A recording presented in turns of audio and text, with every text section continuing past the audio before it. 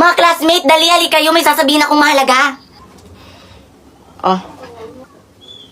Di ba last period naman huwag tayong pasok kay Miss Ilongga? Yan ang gusto ko. Sige, huwag tayong pasok. Oh my God, sige, huwag tayong pasok. May recitation tayo ngayon. Sige naman na, Chloe, isa lang to. Sige na nga. Asa na kayo mga classmate ko? Psst! Hoy! Dito! Sino yun? Psst! Hoy! Wag ka dyan, tago! Nasaan yun? Oh my God, andyan na si Miss Ilongga, makikita siya. Psst! Hoy! Sinong sipsit ng sipsit? Ayan na, makikita na siya. Good afternoon, ma'am. Oy, good morning.